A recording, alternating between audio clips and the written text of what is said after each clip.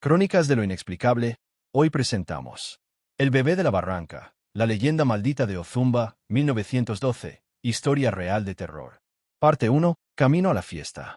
En el año de 1912, cuando Ozumba era un pueblo de calles de terracería y empedrados irregulares, con casonas de adobe y techos de teja roja, 4 amigos inseparables eran conocidos por su alegría y su gusto por los bailes. Se trataba de Ángel, un joven de sonrisa franca y porte elegante; Eusebio, alto, delgado y siempre con algún chiste en la boca; Lorenzo, el más serio pero con un paso de zapateado que dejaba boquiabiertos a todos; y Ciriaco, bajito y robusto, que compensaba su poca estatura con un vozarrón de tenor que le abría puertas en todas las fiestas. Los 4 se habían conocido desde niños, corriendo entre las huertas de manzanos y nogales. Pero con los años, su pasatiempo favorito se había vuelto ir a las fiestas de los pueblos cercanos. No había semana que no se aparecieran en algún fandango, ya fuera en una boda, un bautizo o una simple reunión de pueblo. Vestían sus mejores camisas blancas almidonadas, sombrero bien cepillado y botas boleadas, como si fueran a cortejar a la mismísima reina del carnaval. Aquella noche de sábado, el aire frío bajaba desde las faldas del Popocatépetl, y un manto de neblina cubría los caminos. Había corrido la voz de que en Tecalcó se celebraría un baile grande, con música de cuerdas y metales, y hasta se decía que había venido un conjunto desde Amecameca. Sin pensarlo mucho, los 4 se pusieron de acuerdo: saldrían después de la cena, cuando la noche estuviera bien asentada, con faroles encendidos en algunas esquinas y la luz temblorosa de las velas escapando por las ventanas de adobe. Caminaron por el sendero de terracería que unía Ozumba con Tecalcó. La luna apenas asomaba entre las nubes, iluminando de vez en cuando los charcos y las piedras del camino.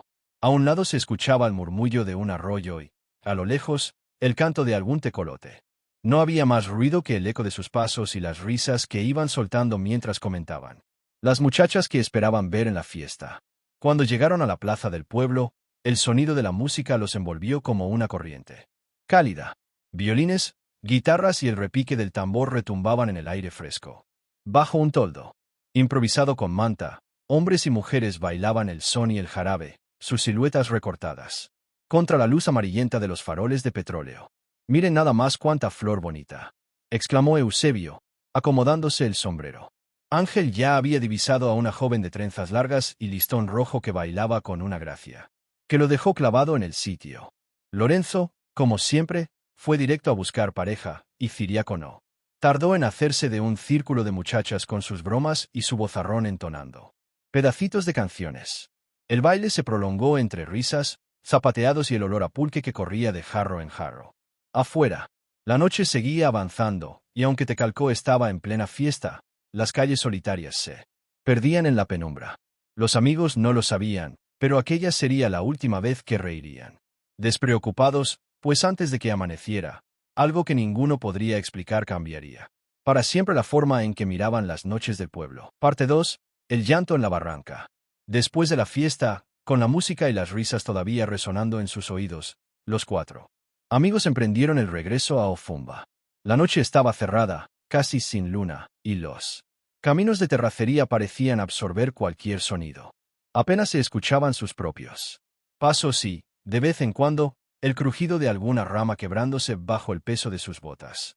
La neblina baja cubría los bordes de la barranca que habían de cruzar, dándole a todo un aire fantasmal. Fue Ángel quien primero notó el sonido extraño. ¿Escucharon eso?, preguntó, frunciendo el ceño. Un llanto agudo, lastimero, emergía de entre la oscuridad.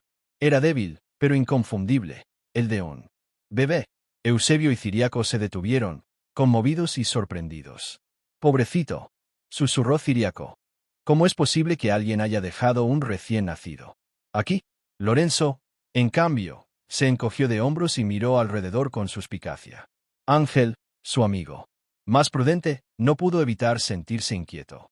«No me convence», dijo.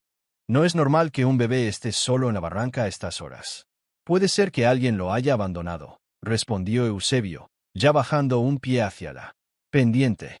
«Sí, vamos a ver», añadió Ciriaco, sin esperar más. Ángel y Lorenzo se quedaron atrás, mirando la oscuridad con recelo. «Yo no voy», dijo Lorenzo. «Hay algo extraño», Esto no se siente bien. Estoy de acuerdo, añadió Ángel. Mejor adelantémonos un poco y veamos si ellos logran salir de ahí sin problemas. Sin hacer caso de las advertencias, Eusebio y Ciriaco descendieron a tientas por la pendiente. La neblina les envolvía como un manto helado, y la barranca parecía tragarlos con cada paso. Entre sombras y susurros, lograron distinguir la silueta de un pequeño bulto en el suelo. El llanto continuaba, quebrándose entre sollozos y gemidos. «Aquí está», exclamó Ciriaco, temblando. «Vamos, vamos, venimos por ti». Eusebio levantó al bebé con cuidado, abrazándolo contra su pecho para protegerlo del frío. La criatura parecía diminuta, frágil, y por un momento los amigos se sintieron orgullosos de su acto. Comenzaron a subir la barranca de regreso, el corazón ligero, con la sensación de haber salvado una vida inocente. El camino hacia Ozumba era oscuro, pero la alegría de la buena obra los mantenía firmes. Hasta que llegaron a un puente viejo, justo a la entrada del pueblo. Fue allí cuando todo cambió. El llanto del bebé se intensificó, y Eusebio, quien lo cargaba, intentó calmarlo. «Ya bebé, tranquilo, ya casi llegamos a casa, te damos tu lechita, ya, bebecito, no llores». Entonces, con un movimiento instintivo, le destapó la carita, y lo que vio lo congeló de pies a cabeza. No era un bebé. Sus ojos eran diabólicos, ardientes y fijos como brasas, su mirada tenía algo antiguo, satánico, que penetraba hasta los huesos. Su boca se abría en una mueca aterradora, y de ella sobresalían dientes amarillos y enormes, como los de un burro. Una voz grave, cavernosa y retumbante salió de aquel rostro. «¿Bebecito? ¿Que no estás viendo mis dientotes de burro?». Eusebio gritó, un alarido que se cortó en la garganta al instante. Con un movimiento reflejo y lleno de terror, lanzó al bebé al vacío del puente. Ciriaco retrocedió, jadeando, con la sensación de que su alma se escapaba del cuerpo. La noche los había marcado, nunca volverían a sentir la misma confianza caminando solos por los caminos oscuros. Al llegar, entre sollozos y palabras entrecortadas, intentaron relatar lo sucedido. Sus voces temblaban, quebradas por el horror que todavía los dominaba. Nadie en Ozumba volvería a verlos igual. Aquella noche, el llanto de un bebé se convirtió en el recuerdo más terrorífico de sus jóvenes vidas. Parte 3. Las secuelas del horror. Después de aquella noche en el puente de Tecalcó, la vida de los 4 amigos cambió para siempre. Pero no todos compartieron el mismo destino. Solo Eusebio y Ciriaco, los que habían descendido a la barranca y tocado al horrible bebé, comenzaron a sentir que algo dentro de ellos se quebraba. Ese mismo día trataron de hablar sobre lo ocurrido, de contar a Ángel y Lorenzo lo que habían visto, pero las palabras no salían. Sus voces se cortaban, se quebraban, y cada intento terminaba en un tartamudeo desesperado. El terror los tenía atrapados, paralizados, y solo pudieron resignarse a guardar en silencio su vivencia. Con el paso de los días, la enfermedad se apoderó de ellos. Ya no comían más que un poco. Apenas dormían, y la fiebre del miedo los mantenía en cama. El mundo exterior parecía lejano. No trabajaban, no caminaban, solo existían dentro de su propio sufrimiento. Ángel y Lorenzo los visitaban para darles ánimo, intentando insuflarles fuerza, pero ni siquiera su presencia lograba levantar a los amigos de aquella opresiva desesperación. Eusebio, el que había cargado al ser demoníaco, fue el más afectado. Cada día su cuerpo se consumía más, sus ojos se hundían y su rostro se volvía un mapa de sombras.